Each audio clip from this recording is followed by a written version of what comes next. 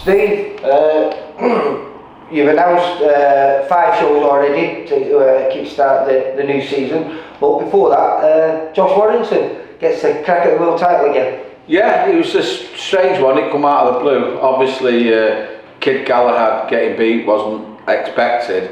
We've obviously been saying for a long time now we've got to go to America, and that's where Josh wants to fight, and that's what we've been working on. And we was hoping we was going to get a fight with Santa Cruz, but that didn't happen. Then this opportunity come up, and to be honest with you, it's the best way for us to get over to America and get the sort of money that Josh deserves in a big fight is by being world champion again. So as soon as Galahad got beat and there was an opportunity for Josh to fight for his old IBF world title fight, it was a no-brainer. So we jumped at that, and to be honest with you, we've had some really good publicity on the back of it, and everybody's like really excited to watch the fight, because the first fight was very good and close, and obviously since then Josh has had the loss, and Nat Kiko has done really well, hasn't he? Come back and had some good performances. He put in a good performance against Selfa Barrett at super featherweight, and obviously he's come back and chinned King Galahad. I mean, the only negative that we're getting out of it is that, you know, Josh is getting a world title fight after he gave it up instead of fighting Kid Galahad in a rematch. But he'd already beat him, and the truth of that is that we didn't want to fight Kid Galahad again, and Josh didn't want to give him a payday, and that was the bottom line, you know what I mean? Kid Galahad got the biggest payday that he's ever had and ever will have by fighting Josh Warrington, yet he was a prick all the way through the fight, so he doesn't deserve a rematch and the money that he would get with Josh. And even if Josh was a challenger to him, Josh is the main draw, and he was never ever going to fight Kid Galahad again. Not because he's scared of him, he's beat him 3 times now, you know, twice as an amateur in the pros, but didn't want to give him a payday. And so now the opportunity is there for us to get the world title and move on to America. That's exactly what we're doing. So the dream's back on? Yeah, the dream is to get big unification fights, and hopefully in America, you know.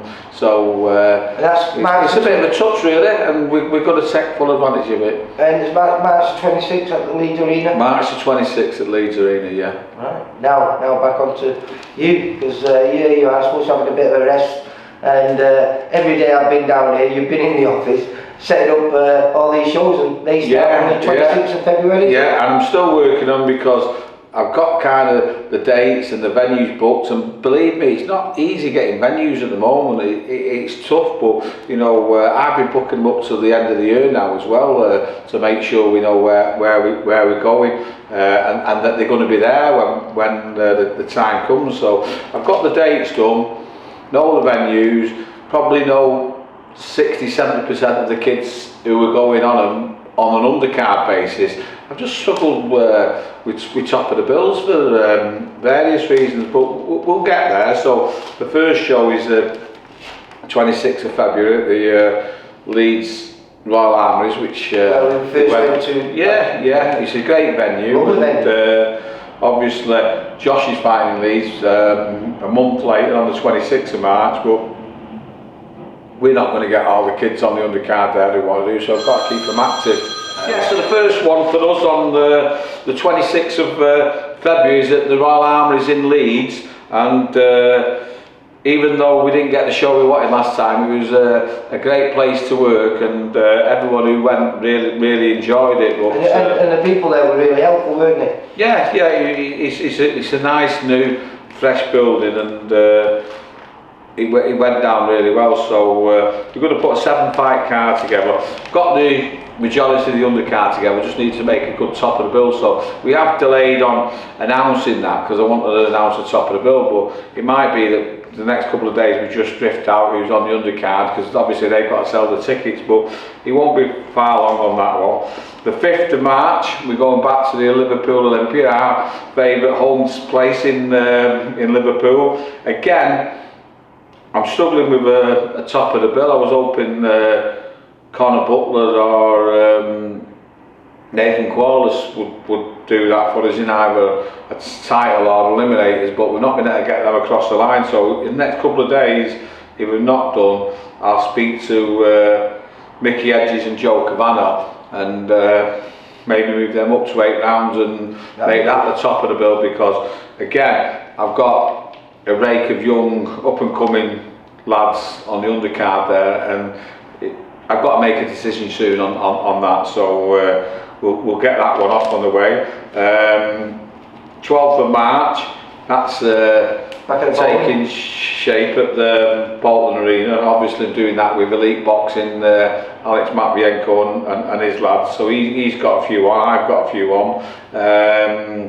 Jack Flatley's going to come back on that one, so nice local return for him. I think Jake James is going to do an 8-rounder at 10 stone 7. So he put a little thing out, a little tweet saying he's got a good opponent. So do we know that? Can we mention that yet? Or do you know what? He has got a good opponent. It's a Ghanaian called Joseph Lapte. So it'd be a test for him. He's an hard kid. He's been over to the UK a few times and done okay. So that's what we're looking for. One after that, 20th of March in Hull. So is that a Sunday show? Because all these are all Saturdays now. Yeah. But this show's on a Sunday, is it? Yeah, we couldn't get it. We're going back to the town hall, which is a great venue. Not been there for a while, have we? No. Tommy Carl used to fill it, and it was great. Some great nights there. Because that's got the arena. It's like you say, it bounces in there, doesn't it? Yeah. So Sully Taylor's has obviously always wanted to box there, and he was going to fight on the Leeds show, but he's gone back, and then we've got a few other kids which we'll mention. Tommy trains a guy called Conor Coggle who's with Steffi Bull, and they're working on maybe a little title fight for him as well. But you know, we ain't got that many fighters in Hull, but there's a few over there that don't get any opportunities. Well, Hash be getting out on that because he had Hash is going to fight on Leeds because he's getting married just before the March one. Right. So that's that one there, and then I've got Blackpool on the 8th of April, which is that back at Winter Gardens? Yeah, the Winter Gardens, which needs all confirming. We're looking for Wigan, we're looking at Salford, and then we're back in Liverpool on the 23rd of April. So you know we have got a lot of shows, more than I probably wanted to do, but we've got that many fighters that I've got to do. It's as simple as that. So that's 5 shows in the space of about 7 weeks, is it?